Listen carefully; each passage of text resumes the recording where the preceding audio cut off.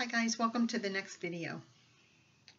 Okay, as promised from several videos ago, we're going to get back into dealing with the information in Queensland that the Lord had given. It's regarding this particular diagram and what the Lord had explained to me in regards to this. Now, the last time that we started speaking about this, we did start identifying that this, from what we understand now, this is a timepiece. This is identifying time. And in regards to that, I started thinking, was it a like a watch? Could the quarter hours, because the Lord said there were 3 in every quarter, and He asked me to draw a circle and quarter it out. And He did say there's 3 in every quarter. And He gave me the word congeal. And congeal, I just sensed, needed to be put up into that area. Okay? Now, when I originally started talking about this diagram, I came to you and I said that I was looking down at it. I was looking down at this particular diagram. I said, and I think I mentioned in that last video, I had a bird's eye view. I was looking down at it, okay? And so the circle that was down, I just assumed maybe was a piece of land or piece of property. He did say, let me bring this closer. He did say to quarter it out, which I did. He did say 3 was in every quarter. And he did mention too, also that night, about that area being near Queensland. So let me just double back a little bit, because that was a night where the Lord got me up many times, and every time I woke up I came into the study here and I opened my journal and I wrote it down. That was on the night of, let's see, March the 23rd, 2017. Now, one thing that He gave me was this around that time period. The fundamental 12 came from the sun reef, and it was yellow and red, just like this, and that's the reason why I use that pen in this index card. It was yellow and red, just like this, and it had the plus and minus signs, okay? Now, we discussed in that other video that I looked for the sun reef. I couldn't find anything named the sun reef, so and I had someone send some information in regards to the names of the sun reefs, and thank you so very much for that. I appreciate that. I know the sun reef is not in there. I don't know why, what, where, or what. I don't know what He's trying to point us to. If it's not a reef down here, then is He pointing us to the sun?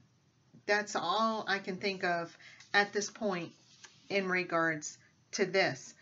But the fundamental 12, when I asked the Lord what the 12 were, on March the 23rd, 2017, He told me what the 12 are. He said the 12 are stars. That's what He said. He said the fundamental 12 are stars. Now, I don't know if you recall, back in that video, when I was discussing everything that the Lord had given me that night, I actually wrote down stars equals angels. Now, I did make mention that I don't know if I sensed it and needed to write it down, or if that was just my own idea and thought and wrote it down. But when I awoke the next day, I saw it, stars equals angels. Now, in some studies that I have done in the past, not super in-depth studies, but some studies that I have done personally, just on my own, in the past, I have recognized that stars are angels. So that's why I was questioning, did I write it down? Did I really sense that this was something that the Lord was telling me? Well, I didn't really know. And I had spoken with some other sisters in Christ, and basically I was told that not all stars are identifying angels. And so I understood that, and I thought, well, I just need to leave that be for now because I'm not sure. However, from the information that I have been digging in at this time, I am leaning more toward that in regards to this information that the Lord is speaking of right now about the fundamental 12, I do feel that he is speaking of angels. So he said they were stars, and I feel like they are angels. Okay. Now, the other information that he gave that night, he said it was an area near Queensland. And he gave me this particular diagram and sketch to sketch out. And it was that same night that that I was given, and I saw the plaque. It was a plaque, and on the plaque was the name Neil Armstrong. Now, we discussed that Neil Armstrong was the first man on the moon, the first man to walk on the moon. And then as I came in here into the study to write it down, the Lord changed the name Neil to Louis. And so I wrote and identified Neil Armstrong on a plaque, and then right below it in my journal I listed Louis Armstrong. And then I heard, he will call all the people. Okay, so Louis Armstrong, we've discussed, is a singer, but he's also a trumpet player. And so the trumpet call, I'm assuming the trumpet will call all the people. Okay, so just as to try and get us back up to speed. Now, the last video we did on this Queensland, remember, I kept having information about the 6th hour coming into discussions that I had with others. And I had someone asking me questions in regards to the watches.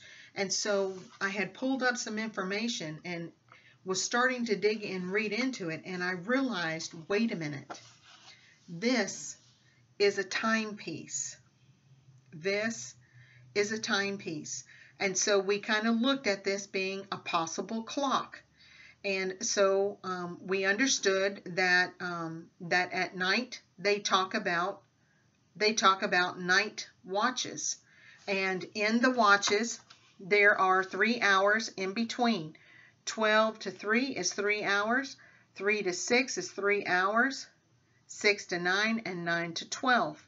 But during the day they say that it is by the hour, and so they start counting at dawn, and so from dawn until 8 is 1 hour, from 8 till 9 another, 9 to 10 is another. And so when they are talking about the 6th through the 9th hour, because we did identify the 6th through the 9th hour because of when Jesus was on the cross, that's when the darkness came.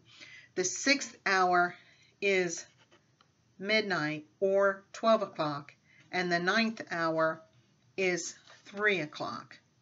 Okay? And then we also mentioned too, when we were going through this, that we saw that the cock crowed in between the 3rd watch, which is this right here, and the 4th watch, this is right here, that the cock crowed somewhere right in here. And so we made mention of that. And I brought out all the information that I had at that time. So the last time that we were talking about this particular diagram, we had made our way into understanding that that it is regarding time. It is regarding time. Okay. On the 4th of May, what's today? The 7th. On the 4th of May, I had someone get a hold of me.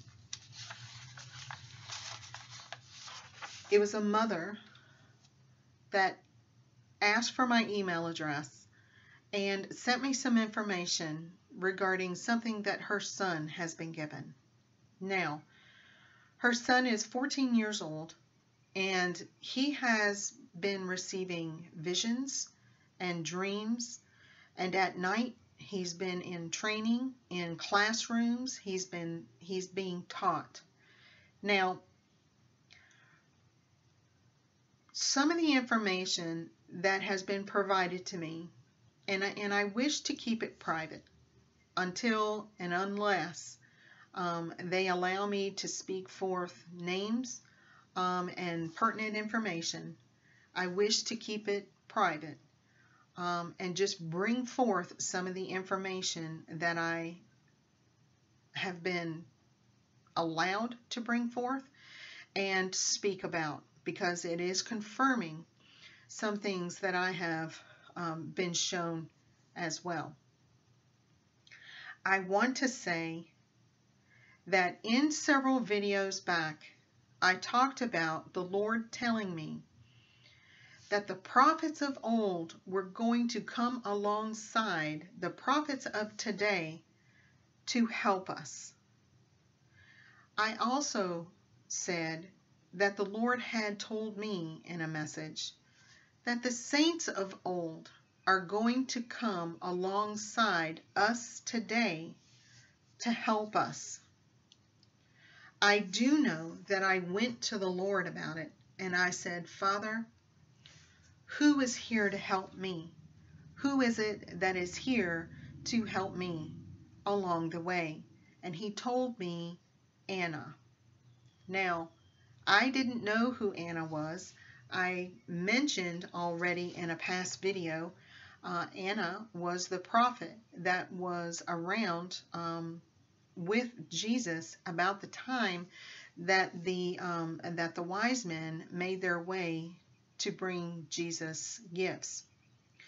So Anna was mentioned in the Bible, and there's not a whole lot about her, but I was able to confirm Anna. Okay, so I bring that up to you to say this, that this fellow that is receiving information from saints of old, and he is getting this information and being taught by them at night in his dreams while he's sleeping, and he's being given information in visions. And so with that being said, I want to just kind of share a little bit of information in regards to why I'm bringing this up to you now. So I received the email from the mother, and she's just telling me that he had a dream in April, and he got up and he started sketching what it was. He called it a clock with numbers, and it had some symbols on it, but he was having some issues trying to identify what the symbols were. She started questioning and flipping through, trying to figure out, how this tied into the Bible. And he said it did tie into the Bible, but he had to look for something. And as he started going through the Bible, he couldn't find it. And so she asked him, well, what are you looking for? And he said, I can't find it. It's missing. And so the name Enoch popped into her head, because we know Enoch is not in the Bible. And he said he was looking at the books that started with the letter E, and it wasn't there. It was missing. And so she said Enoch. And as soon as she said it to him, he said, oh, yes, that's it. Okay, so the clock that he was looking at and being given information on is in regards to Enoch's calendar. And so she didn't know what all that meant. She didn't know, what was going on with that, or how that even tied into anything. She wasn't aware of a whole lot about it. But she said that when I had a video, one of the last videos, and I was talking about the cock crowing between the third and the fourth watch, she said that she knew right then that this was probably the same thing that her son was being shown. Remember, guys, in that one video, I said it really reminded me of when Peter was told by Jesus that he would deny him 3 times before the cock crowed. And I was just mentioning that was then in the middle of the night when all of that was going on. And it brought a little bit more clarity as to what all was going on with Jesus and the disciples and when it was going on. And so it was for me it was just a powerful understanding. And so she said that she was going to send me what it is that he had, and she did. And so I want to share that with you. This is what he drew out as to what he was being shown and being taught. This is what it is. So notice the quarters, notice the circle, and then notice he's got numbers and symbols of some sort all the way around. So I just want to hold this out. This is what was sent to me in my email, and I just want to pull this up just so that you guys can see. Okay? Okay. So notice that he's got numbers all the way around. He's got 142, he's got 220, 440, 660, 365. And then some of these, I wasn't sure what those were. I mean, is this math? Is this chemistry? Is this algebra? Is this, what is this? I mean, I've taken some of those advanced math and advanced science courses. So I started looking, when I received this in the email, I looked at it at first and I was like, wow, this is very, very similar to what I have. Now, I don't have the numbers, and I didn't have the acronyms, the letters here. I didn't know what that meant. And so the first thing that popped into my mind was, I need to look up and see, about the elements. And, how they have the abbreviations. And so I went to see, does this match any of the elements? And it does not. And so I thought to myself, well, I don't know what that is. And when you see, excuse me, when you see an N like that, especially in some advanced math courses and that kind of thing, then that's a possible sum that you're trying to find. You're trying to identify what that number is. And usually when something's right next to another, when you see something right next to another, it usually means it's a multiplication, possibly. And so I had a ton of different things going through my mind when I was looking for this and looking at this. Now, she did identify that when she saw in the video, and for me talking about the cock crow on this, that she said she had already started looking up some of these numbers to identify what it means. And when she identified what 220 meant, because now let's look at these numbers. It's 220, 440, 660, 365, and 142. 142? Yeah, 142. Okay, so when she started looking up what some of these numbers meant, 220, when she looked up 220 in the Strong's Concordance, 220 she found meant rooster. And so for me to say this is when the cock crowed, she was just flabbergasted. She's like, oh my gosh, it's in the same place, the same spot, and this is the 220. And so I understood what she was trying to say. I did go through too and take a look and see what some of these numbers meant. Now, I just did a Strong's Concordance. I did a Strong's Concordance search, but I did not only Greek, but I did Hebrew as well. I did them both because sometimes they don't mean the same thing. And so I was just trying to understand exactly what this might mean. Did it all tie into something? Did it all tie in together? Was it telling a story? What was this exactly? Because guys, I'm gonna tell you,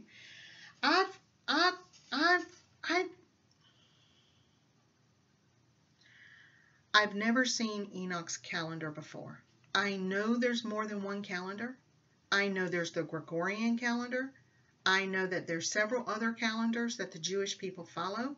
I also now know that there's a Enoch calendar. Now, I've never read Enoch. I've done a little bit of digging into some of the things about what Enoch has said in his writings. However, I'm finding out that it may not even be Enoch's writings that we have available to us today. There is one thing that I can say, though. I truly believe, just from the small amount of things that I have seen in the writings that are supposed to be Enoch's writings, that these definitely are for us here in the last days. These are instructions, guidance, help, assistance, and possible survival tactics in the last days. So I will be digging in to some of the Enoch stuff as the Lord guides me. But I do know that I've always been hesitant to get into some of these Gnostic texts. However, I truly believe that the Lord is pointing us to this particular calendar. With the quartering of the whole thing, let me show you what Enoch's calendar looks like. Let me fold this in half so I can see and make sure that I'm getting it up in there. There. Notice that it's a circle. Notice that it's quartered out. Winter, spring, summer, autumn. Notice that it has 3 months in every quarter. Spring, mid-spring, and late spring. That is what the Lord was pointing us to. Take a look. It is the spring quarter that he was pointing us to. Can you see? Enoch's calendar. Now, what I want to talk to you about this calendar from what I have found out so far is that every month that's in the quarter, okay? Every month that's in the quarter has 30 days, with the exception of the last month before it goes to a new quarter, and that has 31 days, okay? So from winter to spring, and let me find a pointer here. From winter until spring, 30 days, 30 days, 31 days. Spring, 30 days, 30 days, 31 days. Same thing all the way around here. Enoch's calendar is based off of 364 days. 364 days. Now, what I have found out about Enoch's calendar that is different from the other calendars is that their dates are fixed. Let me say that again. Their dates are fixed. If they say New Year, their New Year is right here, then that's their New Year date every year, year on end. If they say the Feast of Tabernacles is on this date, then it's on that date every year for a year on end.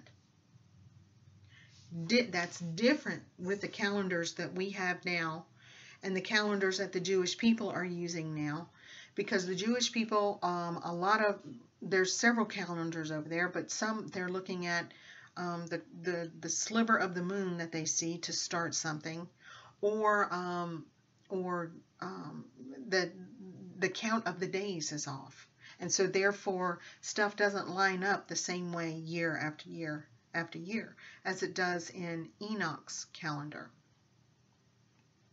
For example, next weekend, I think it is, next Sunday, isn't it Mother's Day? Now we know Mother's Day is always on a Sunday, right? We know that, right? But the date of Mother's Day is not the same. It stays as a same day, a Sunday, year after year after year, but the date is not the same. This year it's what, March the 14th. Last year it was a different date. The year before it was a different date. Next year it'll be a different date. But the day will still be Sunday. Now Enoch's calendar is a little different. His feasts, holidays, and important dates are all on the same date every single year. It occurs the same way every single year. It's a fixed date calendar. Okay? So I'm going to leave a link on this video of some of the information that I'm finding in regards to Enoch's calendar. Especially this one that I found, that it goes through and identifies some of the dates. Now, what this particular calendar does is it gives several different columns of numbers here. One of them is actually our calendar, or what they call man's calendar, and another one next to it is lining it up with what they're saying is Yah's calendar for this particular calendar. And so, for example, and this printed so small, so it's going to take me a second to take a look at it. Let's just look at May 1st on our calendar, okay? May 1st on our calendar was actually April 16th on Enoch's calendar. May 1st of our Gregorian calendar is still only April the 16th on Enoch's calendar. So the calendars are definitely off. Okay? Now, May 4th is identified on Enoch's calendar as a Sabbath. That means that would have been a Saturday. Okay? Well, today is Sunday, and today is the 7th of May. So that can't be possible. Today is Sunday. Yesterday was Saturday, would have been identified as a Sabbath, would have been the 6th. On this particular calendar, it's saying May the 4th is supposed to be a Sabbath. That equates to April the 19th on God's calendar. So not only are important dates like feasts all messed up, counting of days all messed up, when things need to start all messed up, but also our Sabbath days are all messed up. We don't even know what day it is. Now, when I first started looking at trying to identify some of these calendars, and I knew there was a huge mess up with stuff, is last year when I started counting the Omer. I went through 50 days of counting the Omer and shared different studies and things that we were supposed to focus on, you know, during that day and then the next week and what have you. And we went through 50 days. And everyone was so confused. Well, have we even started counting the count? You know, are we counting the Omer? Are we not supposed to count the Omer? Remember, last year, Easter came a whole month before even Passover even was on the calendar. You know, there was a whole month off. It was something wasn't right. And I knew then there was a huge mix up. And so Enoch's calendar counts it out as 364 days. Now, on this, it says 365. But he was identifying this as when he had woken up from a dream and trying to remember all of these numbers. We do have here a 365-day year. But on Enoch's information, when I went through and started looking at it, it does show that it's a 364-day calendar. So, is that how he's able to keep it all as fixed? You know, I don't know. I'm not sure. And you know, so I had to start questioning myself. You know, God, is this the correct calendar? You know what? How do I even know this is the correct calendar? How do I even know that this is where you're asking me to take a look at it and show me? Well, how I know is this. this,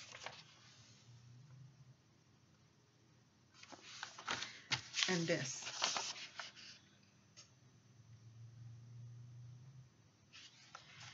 We know the Lord has been pointing us to something. Now, we know the Lord has been pointing us to something. So when we're looking at what the Lord is giving me, and someone I don't even know, the Lord is giving them the same thing, and it's pointing to Enoch's calendar. And not only that, he confirmed it by looking through the Bible with something that's supposed to start with the letter E, and he said it's missing. We have to sit back and say, okay, Lord, wait a minute. What are you trying to show me here? What are you trying to tell me? In the past, I've had some folks say, oh, don't go into any of that stuff that's not in the Bible. Everything that you need is in the Bible. Well, everything that others have may needed is in the Bible. But I'm looking at some of this stuff that's in Enoch's text, and I'm here to tell you guys, this is information we need for now and for what's upcoming. This is, I don't know why it's such a taboo thing to not take a look at it. Why we're so afraid to say, let's take a look at this. If the Lord does not want us in it, why is he pointing us to it? It's the same thing when the Lord told me not too long ago. I said, God, what else can I do? And he said, no more meat.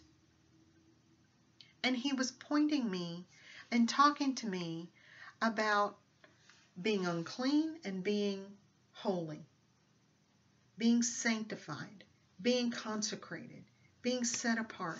That's what he was talking to me about. And so when he told me those things, and no more meat, you know, I used to think, well, what was explained in Leviticus didn't apply anymore. But guys, I'm here to tell you, something does apply because the Lord is pointing me to it. But I have to say this, because he said it to me a couple of times in the last several years. He said, we're returning to the ancient paths, and we need to follow the ancient paths. So is that what he's showing us and trying to teach us? Is he showing us how to return to the ancient paths? Is he showing us the truths that we truly need to know? The truths that were put away and fear instilled into us is to not touch it. It's taboo. It's no good for us because somebody or something did not want us to know the truth?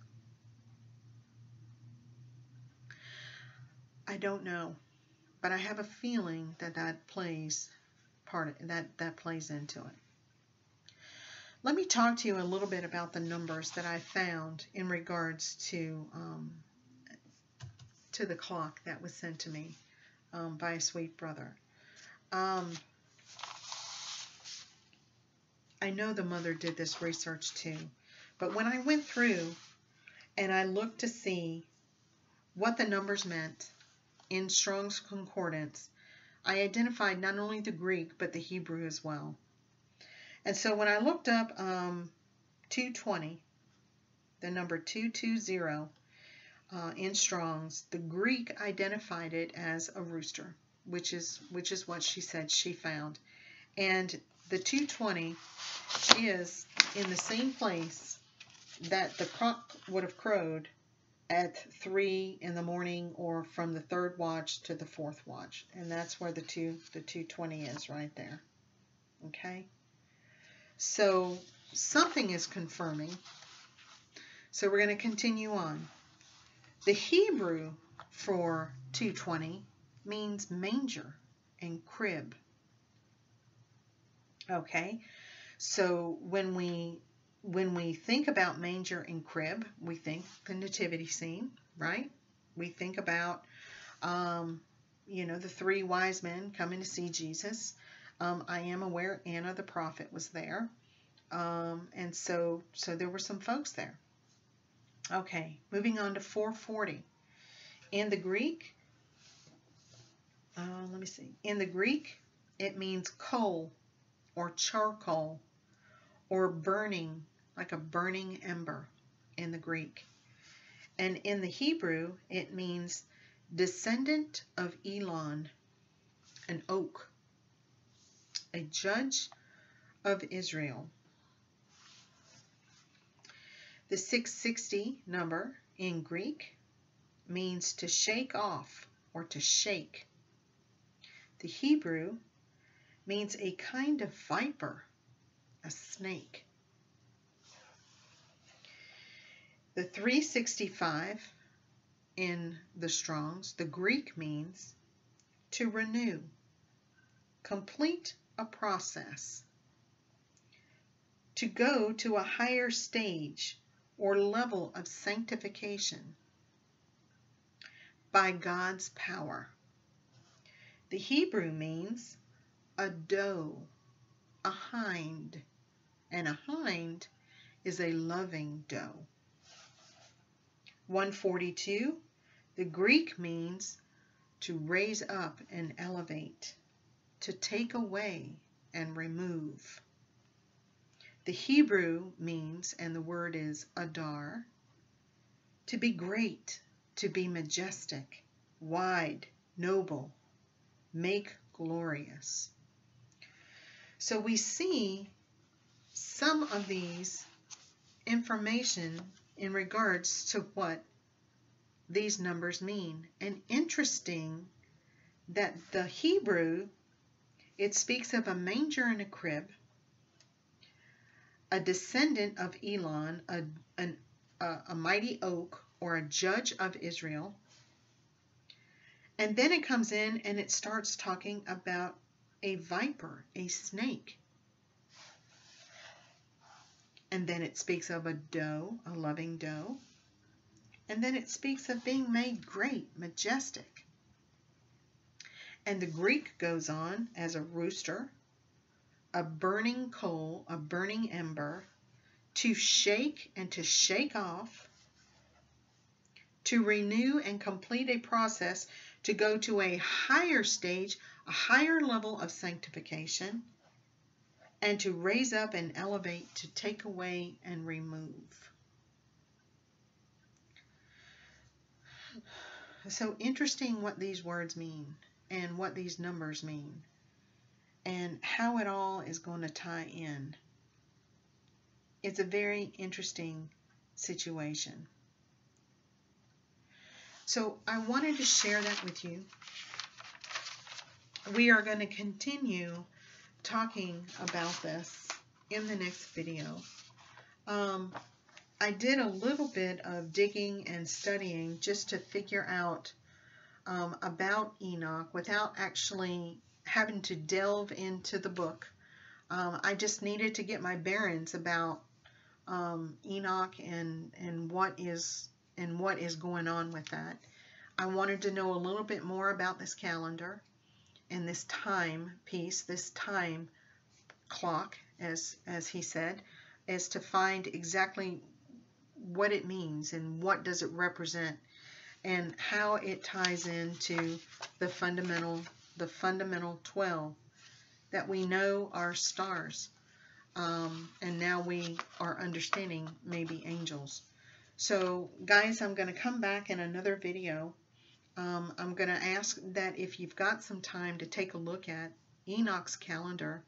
I do want to say something before I get off of here about Enoch's calendar.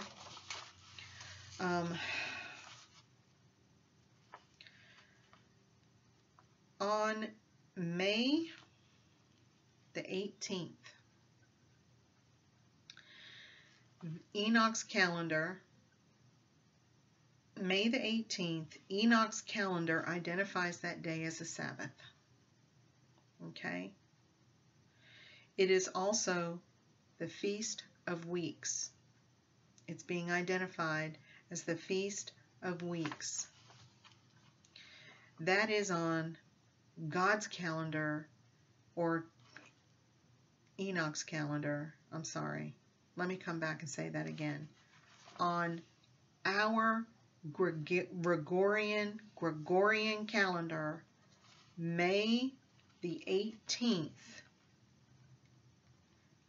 on this calendar, Enoch's calendar, is being identified as a Sabbath.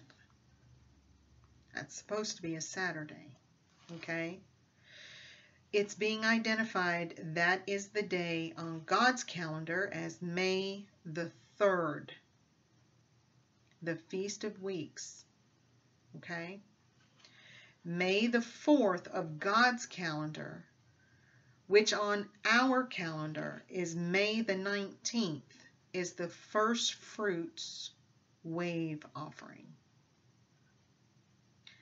That is the first fruits wave offering, and that's on May the 19th.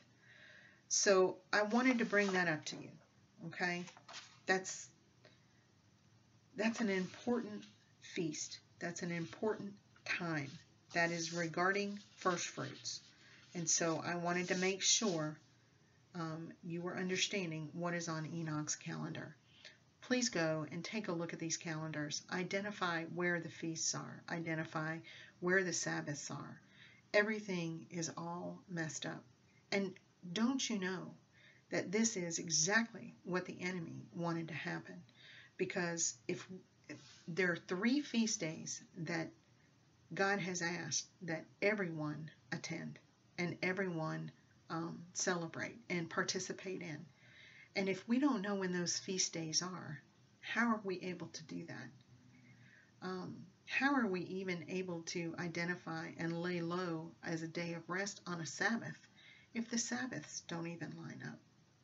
So the Lord knows that the calendars are off, but I'm telling you, He's pointing us to this particular calendar.